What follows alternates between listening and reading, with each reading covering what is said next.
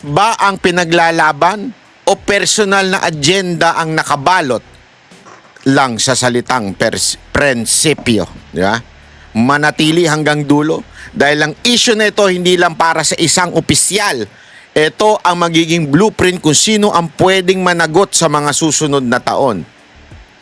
Alam nyo, mga kababayan, etong ginagawa ni Soto na pagbibigay ng kanyang statement or dissenting statement, especially siya ay isang Senate President, ay hindi maganda sa tingin ko. Dahil Supreme Court to ang nagsalita. Bakit niya, ito ay para bagang sinasabing mas maalam pa siya. Sa totoo lang ito kahit si Soto ito ay medyo yung galing-galingan na parang alam niya na lahat. Di ba? Porket matagal na siya sa politika, porket matagal na siyang senador, feeling niya alam na niya lahat ng bagay pagdating sa politika. Alam mo, bata, sana man lang kahit abugas yan, nag-aral ka. Pwede nating masabing, pwede kang tumapat sa karunungan ng Supreme Court.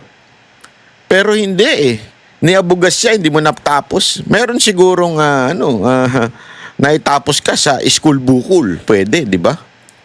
Successful na artista ka. Okay yan. Actually, pagdating sa pag-aartista, magaling ka, maayos, panalo, successful in everything. Pero hindi ibig sabihin sa haba ng panahon mo sa politika ay ikaw na expert. Di ba? Sa katunayan, kung hindi ka nga siguro artista, baka hindi ka pa nga nanalo Ano bang nagawa mo na masasabi nating landmark laws na naipasa mo o nung dati kang vice mayor ng Quezon City na masasabi nating magandang accomplishment mo? Siguro meron isa, dalawa. Pero para sabihin mo na para bagang may mali sa ginawang desisyon ng Supreme Court, bata, medyo, hindi pala bata, sir, matanda. medyo sabit po yun, Ito, ipapaliwanag po natin ngayong araw na ito kung ano ba talaga ang nangyari doon sa desisyon ng Supreme Court na kung saan ay talagang tinututulan ng iba. Pero take note, ang tumututol po karamihan dito ay yung may mga kulay na quote-unquote constitutional expert, quote-unquote dating judges, dating o kaya naman legal luminaries o di kaya mga politiko. Ano ba yung tinututulan nila o tila kini-question nila pagdating po doon sa latest decision ng Supreme Court? Yan ay ipapaliwanag natin ngayong araw na ito sa lingwaheng inyong maiintindihan. Kasi talaga namang napaka salimuot. Pero ipapaliwanag natin ito para mas maintindihan natin. Ito muna yung balita para dito natin sundutin. Ano ba talaga ang problema dito at ano nangyari? Ngayong Huwebes, tuloy ng binasura ng Korte Suprema ang naunang impeachment complaint laban kay VP Sara Duterte.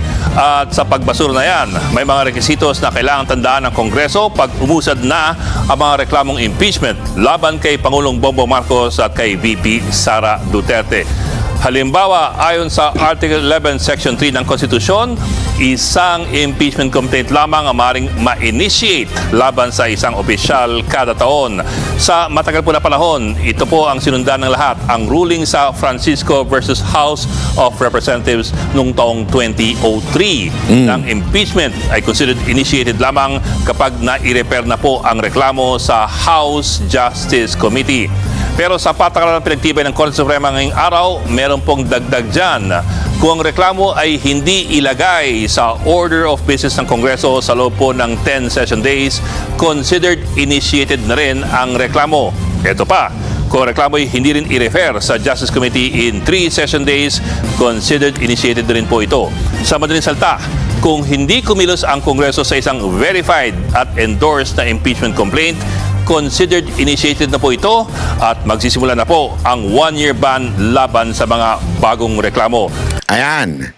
Ito po ang pinaka-main na tinututulan nila sa desisyon ng Supreme Court. Okay? merong 10 araw, once natanggap, pagpasa ng once natanggap, tatakbo na ho ito ng 10 days. 10 araw na dapat ito'y tumakbo na. Ibig sabihin, kailangan sa order of business, may pasok na kaagad. Okay? At 3 araw, dapat ito'y ma-refer na sa Justice Committee. Dati kasi, ang siste, para bagang pwedeng pag-antayin. Katulad ng ginawa doon kay BP Sara Duterte na pinending yung unang 3. Tapos, tsaka pinasa yung pang-4. Ngayon, sinasabit pinagtitibay ng Korte Suprema na hindi porket hindi ginalaw, nagbibilang na yung araw. Ay, hindi nagbibilang yung araw. Dapat, matik yun. Basta ipasa, makuha, ma-receive, pak, bilang na ang araw. Kailangan aksyonan. Pag hindi inaksyonan, bilang pa rin yung araw. Ang problema kasi, itong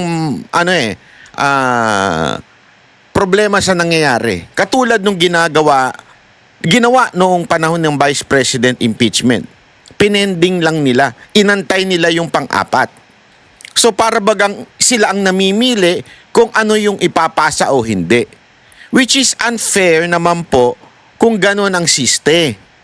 Ang sinasabi ngayon ng ilan, sandali, teka lang. Hindi dapat gano'n. Dapat talaga, kailangan, anuhin kaagad dyan. Antayin muna natin. Diba? Yun ang sinasabi. Ituloy natin. Wait. Tuloy natin. Dito po sumabit ang 19th Congress. Hindi kasi nirefer sa Justice Committee ang naunang 3 impeachment complaints at sa halip ay nilagay na lamang ito sa archive. Ayon kasi sa Korte Suprema, nire-require ng konstitusyon ng anumang verified impeachment complaint ay kailangan ilagay sa order of business in 10 session days Yawn. at i-refer po sa Justice Committee in 3 session days. Hindi na po ito optional. Walang prerogative ang sinuman sa Kongreso, maging ang Secretary General o ang House Speaker na i-delay ang prosesong ito. Yan kasi ang ginawa nila noon, di ba? Dinribble nila yung first 1, 2, 3, yung first 3 impeachment.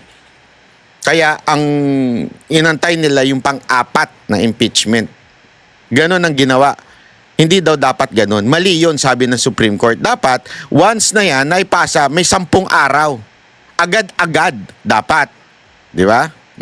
Ito pa po ang sabi ng Korte Suprema sa issue naman ng due process sa impeachment complaints. Ito naman yung pangalawa. Yung una, kailangan agad-agad. Pag ibinigay, kasi nga, ang iniiwasan ng Korte Suprema, yung ganon, yung ginawa last time. Di ba? May nagpasa, hindi dininig, tapos inantay yung pang-4, tsaka dininig. Ngayon, pinagtibay dapat 10 araw, nandito sa order of business, dapat in 3 days nasa Committee of on Justice, o kailangan yan, sundin. Hindi pa pwedeng nakaayon doon sa utos ng leader nila. So once binigay, 10 session days bilang. 3 session days naman sa Committee on Justice bilang. Hindi pa pwede yung head ng Committee on Justice i-delay. Hindi pa pwede yung Speaker of the House i-delay. Kailangan yan kaagad. Hindi pa pwedeng mamili. Kasi nangyayari, magiging political yan. Mamimili ngayon yung Speaker of the House o yung Committee on Justice na chairman. Actually, sunod-sunuran naman yung chairman sa speaker. So, basically, parang sinasabi ng Supreme Court, dapat ang impeachment ay wala sa kontrol ng sinumang tao. Dapat sundin ang rules according doon sa Senate ng rules before pa. Kaya nga sa loob ko, hindi ito bago. Hindi ito bago na sinasabi ni Soto na bago. Ito'y matagal ng rules, hindi lang nasusunod. Diba? Kaya nga ipinagtibay ngayon ng korte. Na sandali, sundin nyo mga animal. wala yung animal. Ito pa yung pangalawa. Pangalawa. Ang impeachment complaint ay pinaghalong legal, political at constitutional procedure. Hindi raw po ito isang purely political procedure. Ibig sabihin, kailangan pa rin daw sundin ang due process. Ano pong kahulugan yan? Sa mismong draft articles of impeachment pa lamang, dapat kalakip na po pati ang mga ebidensya. At ang ebidensyang ito, dapat sapat na para patunayan na may basehan ang reklamong kinakaharap ng akusado. Hindi lamang po yan, kailangan din na ang mga ebidensyang yan ay ipamahagi sa lahat ng mga miyembro ng Kongreso, lalong-lalo na bago sila magbotohan sa impeachment complaint. Ayan. Ito naman yung pangalawa na nirereklamo na naman ni Soto. Parang pinahihirapan daw na may ma-impeach. Anak ng weteng, oo. Ay, Soto, iba ka talaga. Sorry pero sablay kasi. Following due process, hindi ibig sabihin pinahihirapan ang isang tao na inakusa. Kaya nga nililinaw ng Korte Suprema dito Kailangan hindi pwedeng yung complaint, halimbawa yan draft complaint, dapat may ebidensya na. Hindi yung basta ka lang nagbintang. 'Di ba? Kaya nga dito patas Bakit? Doon sa unang desisyon, parang pumapabor doon sa kay BP Sara Duterte. Pero dito sa hindi pala unang desisyon, doon sa unang punto, dito sa pangalawang punto, tingnan ninyo kailangan yung complaint merong sapat na ebidensya. Ibig sabihin, hindi pala sapat na ebidensya, merong kasamang ebidensya para magkaroon ng substance. 'Di ba? Nasa rules naman 'yun. Pangalawa, yung ebidensya sufficient, sufficient to prove, 'di ba? Ayan, charges. Hindi ko lang mabasa, sorry So, pangalawa 'yon, kailangan ma-prove yung charges, may yung sapat para, ibig sabihin may probable cause, which is nandun din naman yun dati pa. Pinagtitibay nga Pangatlo, evidence to be made available to all members of Congress. Matagal na ring nasa rules 'yan. Ang gusto kasi ni Soto, para bagang mamaya, paparinig natin yung interview niya, para bagang sinasabi niya, paano? Ibig sabihin, literal, kailangan, kung hindi may isang pumirma na congressman, hindi maipapasa? Ang lakas, Soto, pambihira ka, oo.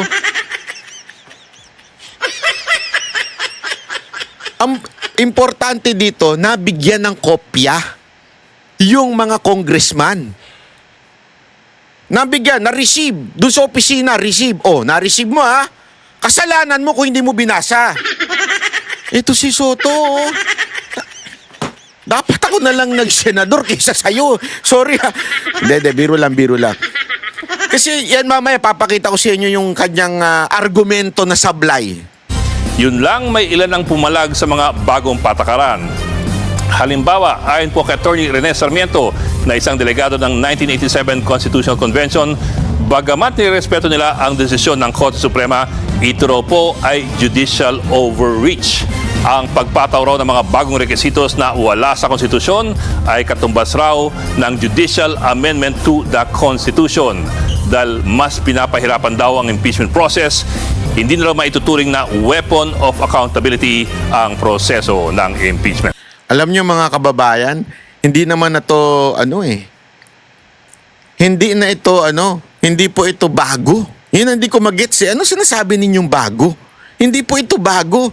Lahat po ito pinagtalunan nung nakaraan at pinoint out pa nga nila Marcoleta ito Yung rules na kailangan dumaan sa due process, kailangan dalhin sa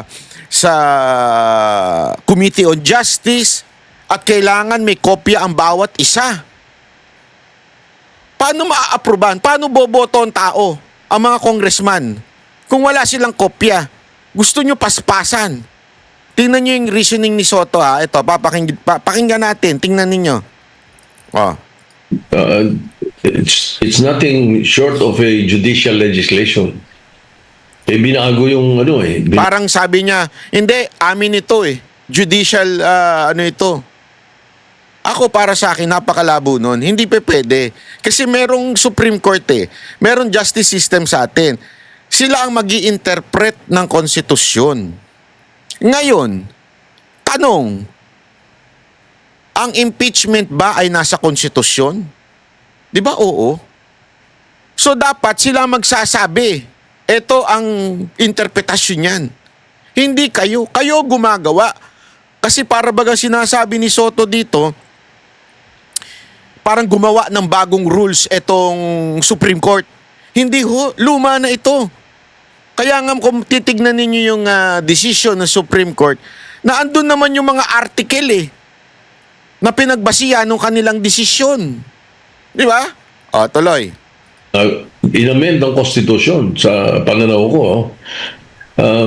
Okay, let me place this on record muna. Ha? So far, as of last night, I've seen snippets of the decision.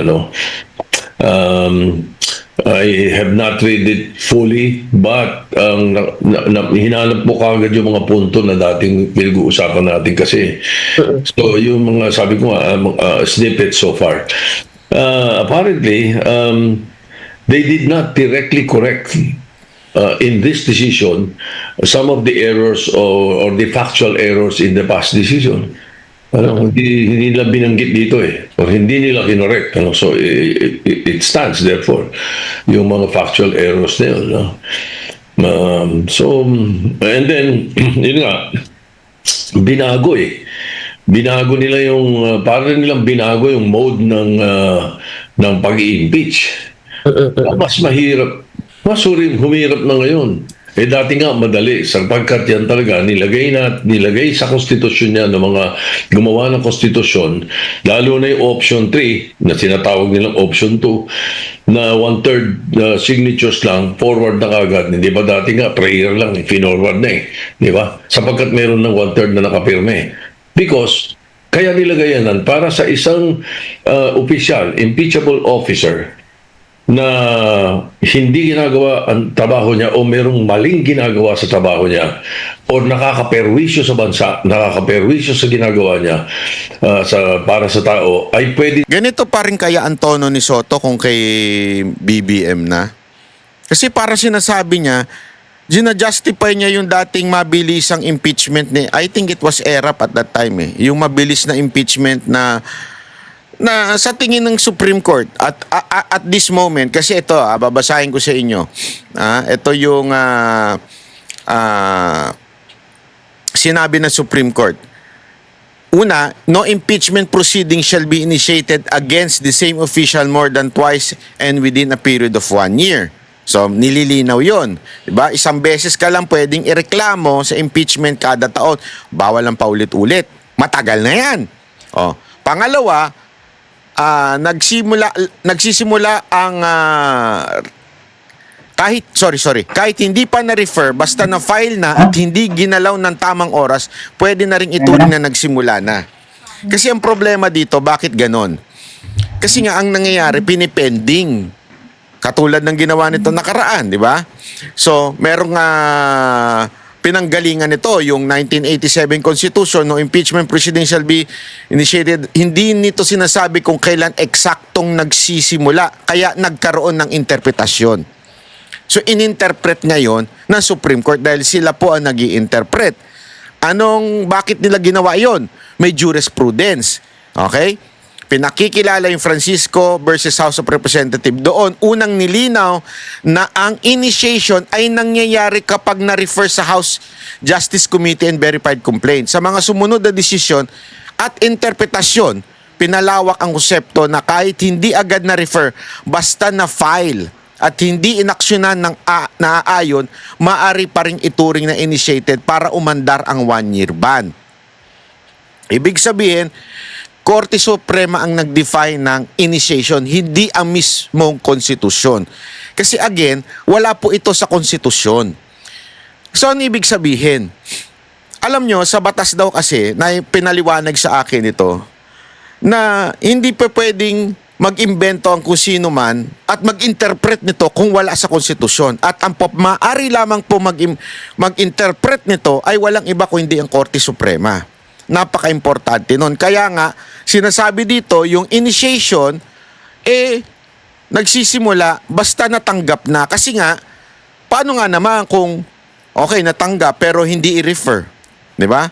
So, kaya nga meron ding merong yung sinasabing 10 session days and 3 session days. Sabi nga, napakaano kasi. Ito ang konstitusyon nagsasabing isang impeachment lang kada taon. Ang Supreme Court, sila ang nagpapaliwanag kung kailan nagsisimula ang impeachment. Ang House Rule, sila ang naglagay ng bilang ng araw kung kailan dapat kumilos ang Kongreso. Kaya nga, mga kababayan, kung magkakaroon ng problema dito, sino ba ang tatakbuhan natin sa interpretasyon ng batas at konstitusyon? Walang iba kundi Korte Suprema. Sila po. Hindi si Soto. Nauna sa lahat, di nga abogado. Diba? Hindi ho pwedeng Kaya nga, sinusunod lang at sinasabi lang ng Korte Suprema yung 10 days at 3 days na mismong House Rules ang nagsabi. Bakit kayo nagrereklamo?